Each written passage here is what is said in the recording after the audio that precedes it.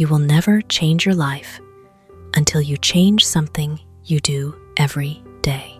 John C. Maxwell. Someday, with just one great decision, one powerful turning point, life will suddenly change. But the truth is far colder than that. Life is not shaped by explosive moments, but carved, little by little, by actions repeated every single day. Things so small we often take them for granted. Habits are like invisible threads weaving the tapestry of a life. Each day, you add another stitch, whether it be discipline or procrastination, learning or waste. Over time, that tapestry grows dense, its shape nearly impossible to change. What is truly frightening is not the great mistakes we make, but the small, repeated behaviors, for it is those that silently reprogram who we are. The human mind tends to seek the familiar, and once tamed by habit, you are no longer living with intention. You are simply reacting on autopilot. Changing your life is not about finding fleeting motivation. It is about intervening in the very operating system of who you are.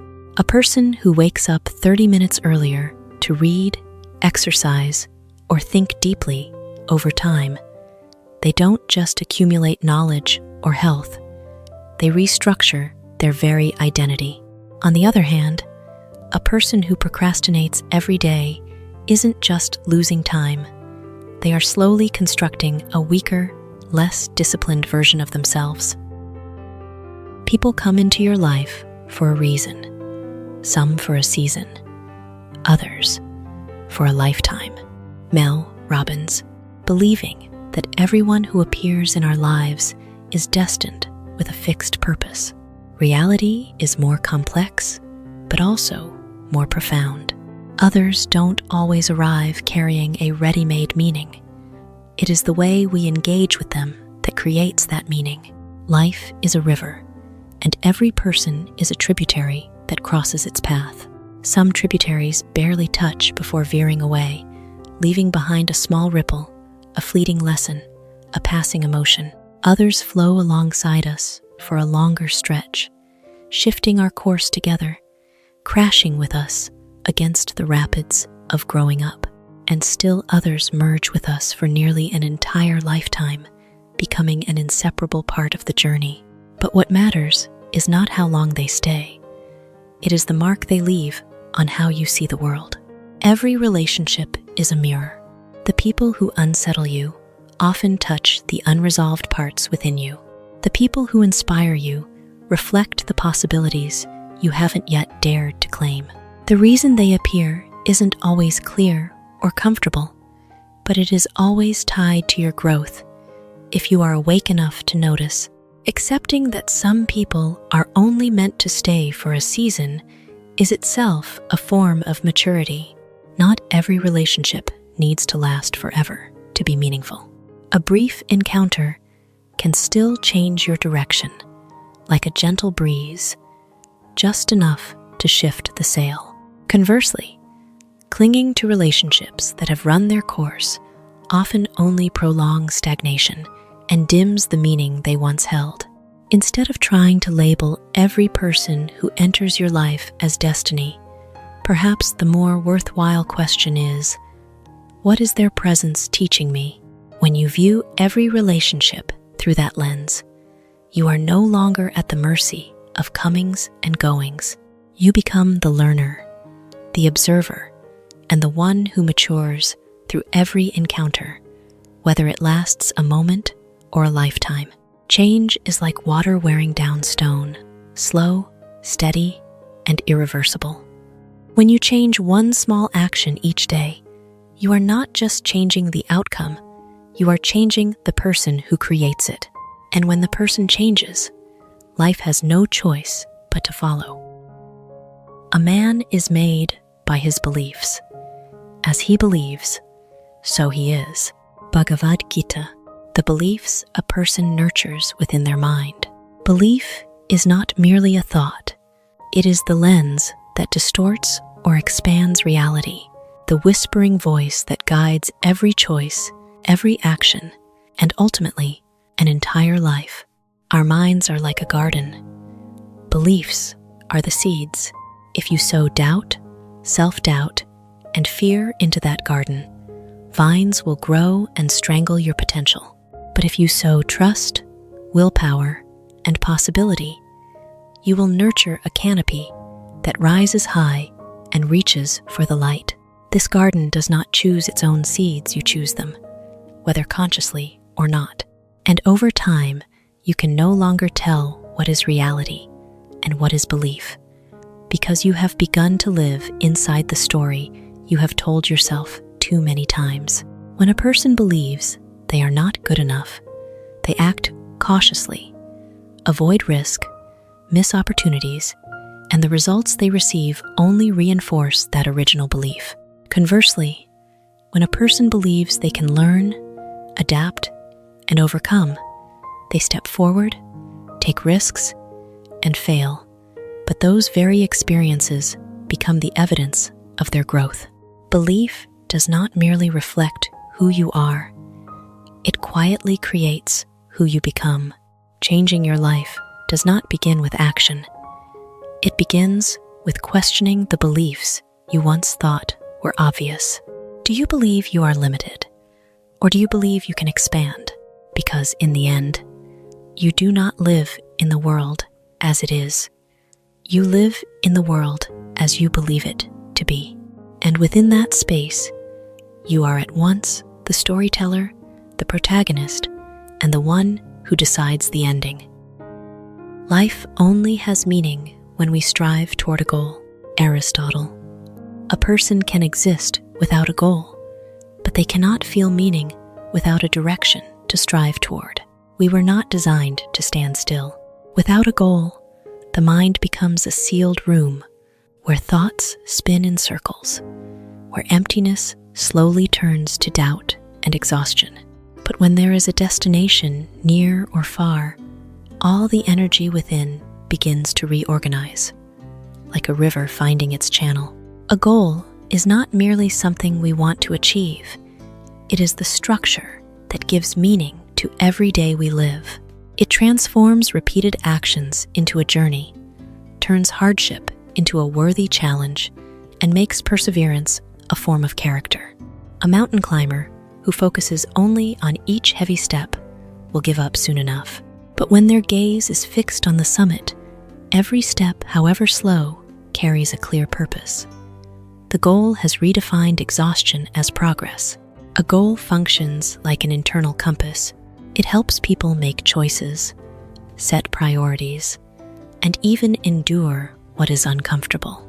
A person without a goal is often swept along by circumstances, reacting instead of acting. But a person with a goal lives in a state of orientation. They are not merely passing through life, they are building it. What matters is not how grand the goal is, but whether it carries enough meaning to pull you forward. The meaning of life is not something waiting to be found. It is something created through purposeful effort.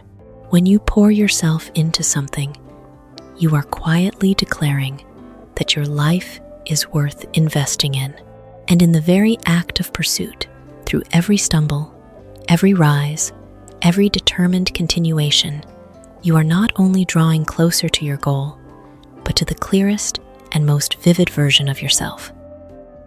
Cherish this moment. This moment is your life. Omar Khayyam. You have no other life than what is unfolding right now. Not tomorrow, not when you succeed, not when everything settles down, but in this very moment, you are breathing, feeling, existing. Life is like a sequence of continuous frames. We are so often busy editing an imaginary picture in the future that we forget the real film is running right now, in the present.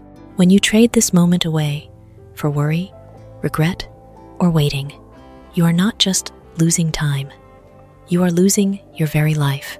The human mind is either dragged back into the past with what-ifs or hurtled into the future with somedays.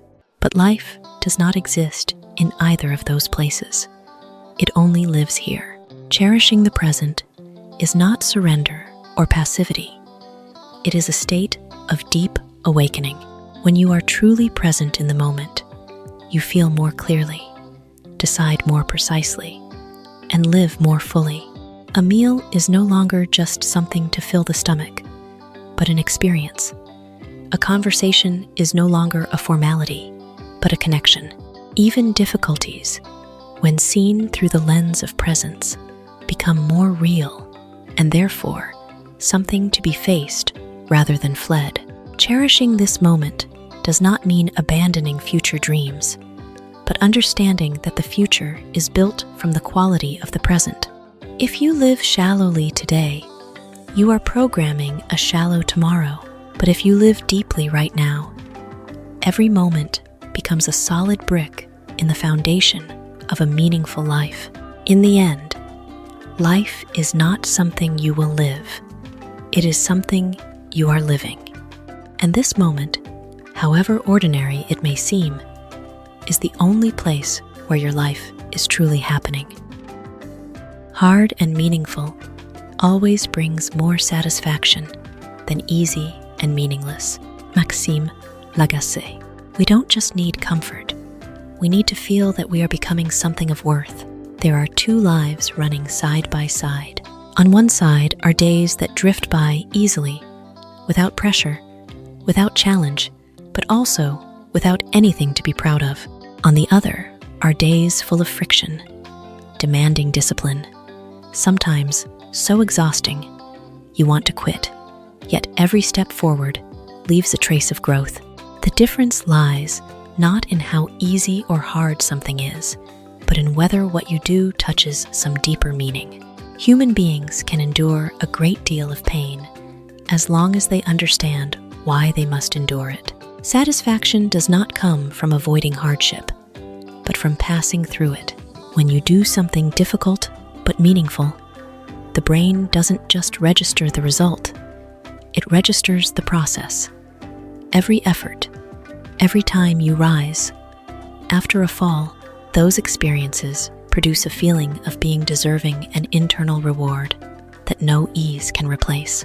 Easy but meaningless things are like sugar. They deliver a quick rush of pleasure, but leave behind a lingering emptiness. Difficulty is like climbing a great mountain. You will grow tired. You will doubt yourself. You may even want to turn back. But when you stand at the summit, what brings satisfaction is not just the view. It is the clear awareness that you have become a different person from the one who started. And the paths that come too easily, wherever they lead, will rarely ever give you that feeling. Life does not ask you whether you want easy or hard. It asks whether you want to feel empty or whole.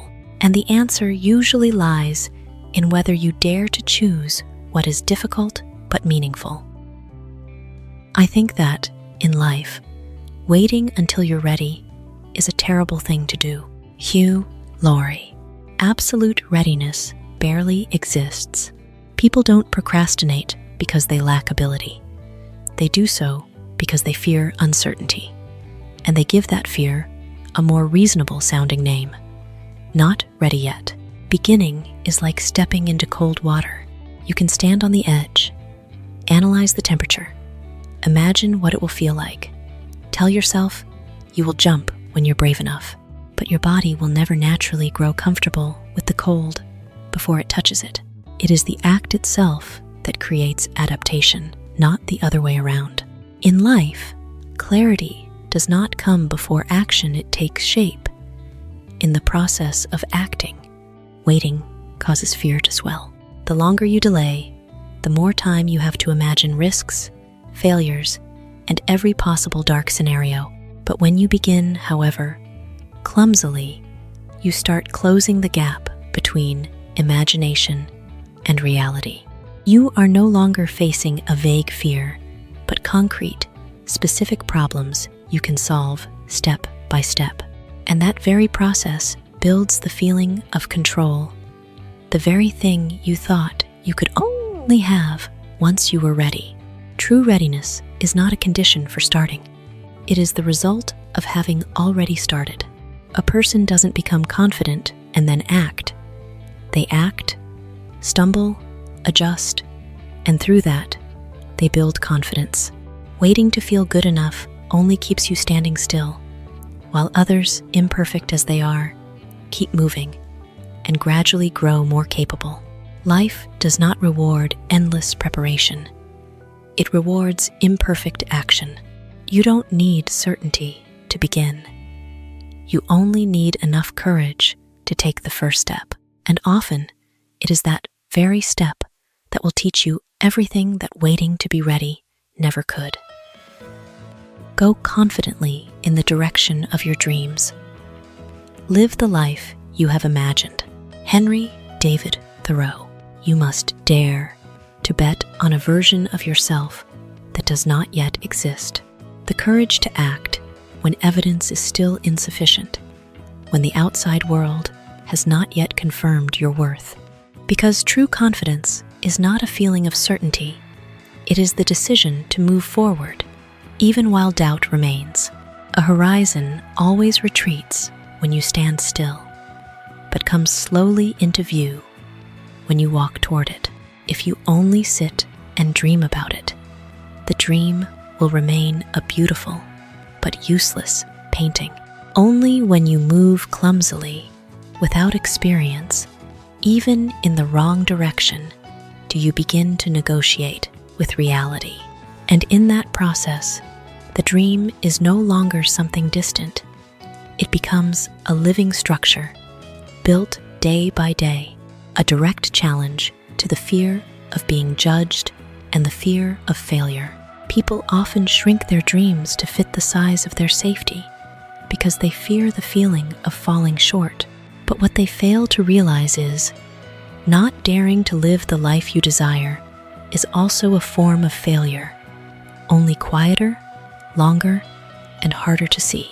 When you don't pursue your dreams, you don't escape pain. You simply trade it for a lingering regret.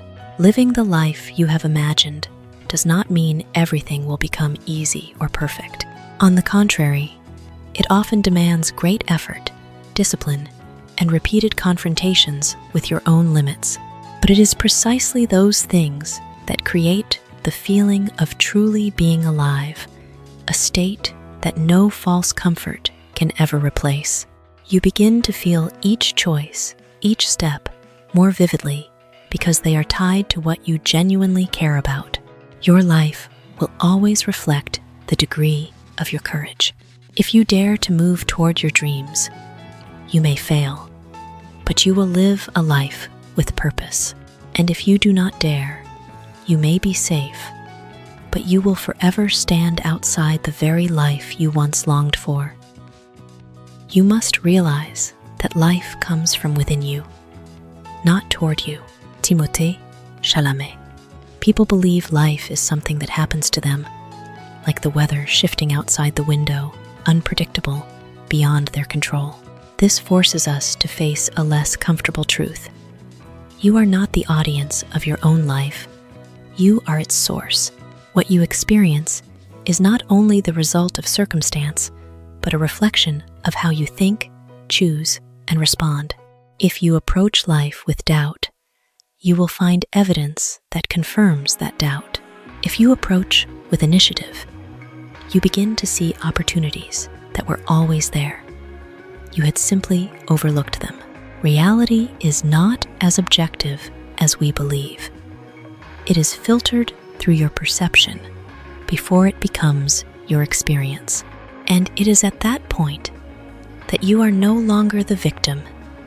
You become a co-creator. When you believe that life happens to you, you react passively, cast blame easily, and quickly feel powerless. But when you understand that life comes from within you, you begin asking a different question. What can I do with this? Instead of being defined by circumstance, you use your response to shape it. With the same event, two people can live entirely different lives, not because the event differs, but because they interpret and respond to it differently. Life still contains elements of randomness, injustice, and things beyond reach. But true power lies not in controlling the world, but in choosing how you show up within it. You can shrink before difficulty or stand tall and answer it. You can wait, or you can create movement. When life comes from within you, you no longer search for meaning outside of yourself. You begin to build it through each conscious thought, each deliberate action. And in that process, you are not merely living your life, you are defining it. The first step in life is to try. The second is to learn. The third is to share. Maxime Lagacé. Clumsiness, even mistakes, but it is precisely that imperfection that is the only door into genuine experience. A person who doesn't dare to try is not cautious. They are someone who has locked themselves inside an untested version of who they are. But trying alone is not enough. If experience is the raw material, then learning is the process of refinement. This is when you face what has happened, dissect it with honesty, and draw patterns from the moments you stumbled. Not everyone who goes through much will grow. Only those who observe themselves are able to transform experience into wisdom. Learning is the act of turning mistakes into assets, turning pain into the architecture of understanding, and turning what was accidental into what can be reproduced. And then comes sharing, the step many overlook, but which is the mark of complete growth. When you share, you are not merely passing knowledge along, you are reinforcing it within yourself. An idea only becomes truly clear when you can articulate it in a way that others can understand. Sharing also opens connection, a space where personal experience reaches beyond personal limits and becomes something of shared value. It transforms your journey into part of something larger. Together, these form a living cycle. You try to gather data. You learn to understand the data. You share to deepen and expand understanding. And from there, you try again at a higher level. Life is not a sequence of results. It is a sequence of evolution.